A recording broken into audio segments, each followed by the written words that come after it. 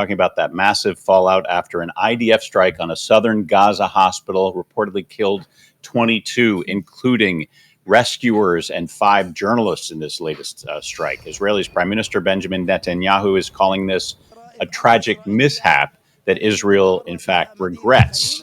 But it comes at a time when Israel's prosecution of the war in Gaza is definitely under the microscope. Anti Israel sentiment is seen around the world, with the international community demanding an end to this nearly 2-year war. And in fact, we've seen Israelis themselves taking to the streets, calling for a ceasefire in Gaza and also calling for the release of the remaining hostages still held by Hamas. So let's bring in David Sussman. He's a native Bostonian, as am I, by the way. Lived his entire adult life in Israel, though. He's the host of the TV show Land of the Bible. He's one of Israel's most popular tour guides. David, thanks so much for being here on Connecting America. Good morning. Good morning to you. Thank you so much for having me on your platform. I think it's great. You give such a platform to a variety of people so their voices can be heard, and I appreciate you allowing me to join you this morning. Well, thanks, David. We really appreciate you being here. So we were talking to our correspondent, Amy Kellogg, earlier, where she was giving us context. 5 journalists, rescue workers, 22 people, rescue workers, medical staff. She was saying that it's hard to imagine that this wasn't targeted because of the precision of the Israeli military and the way they conduct their strikes. What's your take on all of this? So I don't know if Amy's going with her own personal opinion on the matter, or if that's where she picked it up somewhere else. I think it's very hard to judge any military based on their tactical capabilities. For sure, Israel has some incredible weaponry. They are able to hit precise locations. We've seen it throughout this war, whether the battlefield was in Gaza, whether it was in Lebanon, whether it was in Iran. We were able to hit, particular rooms and apartment buildings that eliminated threats without causing very much collateral damage.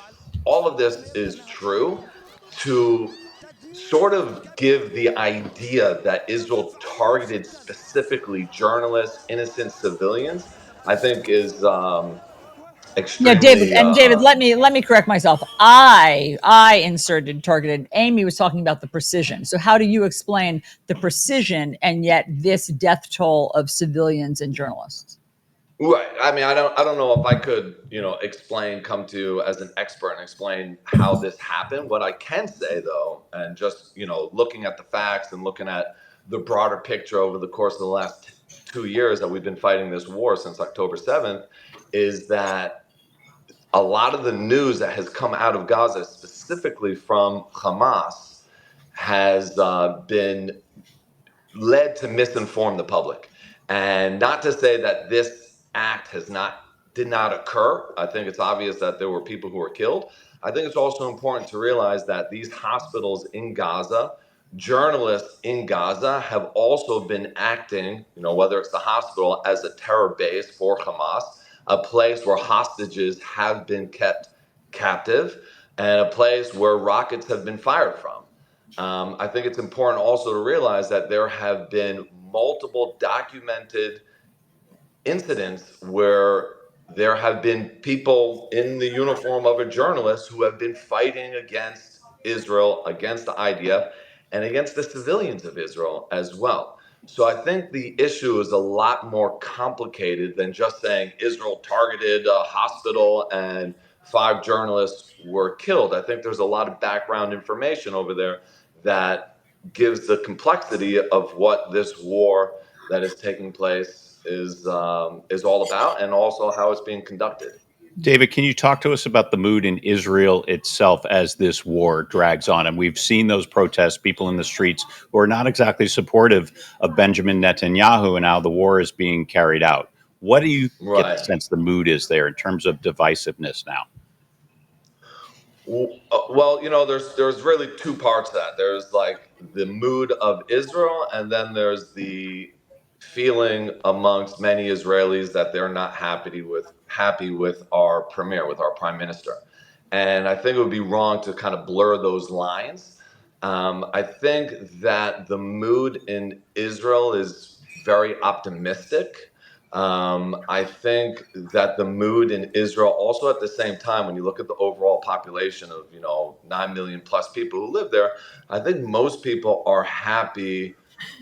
Generally speaking, I think everybody can sort of pick apart their bits and pieces that they're not happy with this war, but I think most people generally are happy with the ability, with the amount of international pressure and the complexity of the situation, the fact that Hamas fights in civilian clothing, that they put themselves amongst civilian population, that they fight from hospitals, that they fight from schools, that they have fought from UN places, that they've disguised themselves as being members of the press or disguised themselves as being part of humanitarian aid organizations. And as a result, Israel attacks these individuals, and sometimes mistakes are made, and innocent people within the press or within international aid organizations are unfortunately killed in that situation.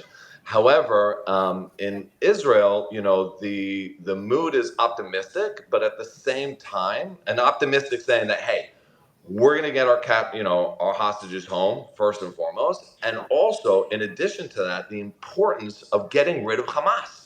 The fact that people want to have a Right. ceasefire, let Hamas stay in power, give them billions of dollars again, because this has been happening now for literally decades. I mean, Hamas Right. has been in power for 2 decades. Let's give them billions of dollars so they can rebuild Gaza. But at And the what are they same going to do? They're going to time, build the terror tunnels again. there's the punishment of Hamas, but there's also accusations that aid has been weaponized against civilians, that the local population, the Palestinians, are being essentially starved. How is Israel going to be viewed by the world if this humanitarian crisis continues? Yeah, I'm not. I would. You know what? The world is an interesting place. You just had a whole segment on social media.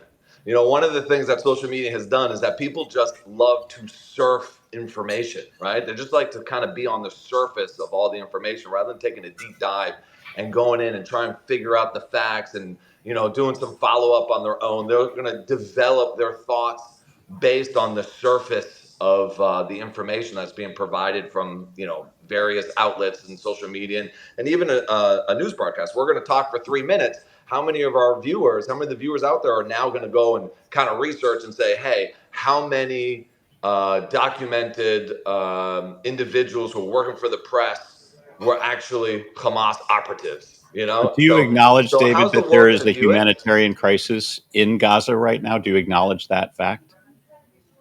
Yeah, for sure, definitely. I mean, there's been a humanitarian crisis in Gaza for the last 20 years. I think since Hamas has been in power, there's been a humanitarian crisis.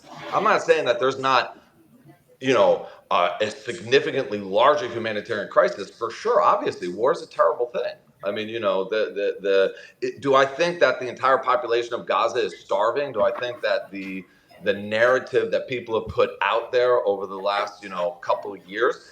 In fact, even the last time that we had this significant everybody in Gaza is starving, it was I think it was debunked as not being 100% accurate. So I think David that the Sussman, information that we're getting out of Gaza coming from Hamas isn't necessarily trustworthy.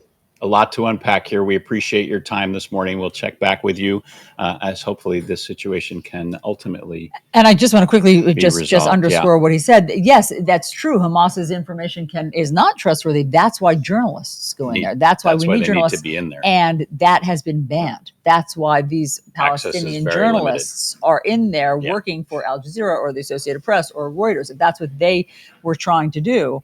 So I really appreciate David's perspective. I think that that's a really valuable one, and it was important to hear him because he was in the Israeli military and He has fought was. for them. Yeah.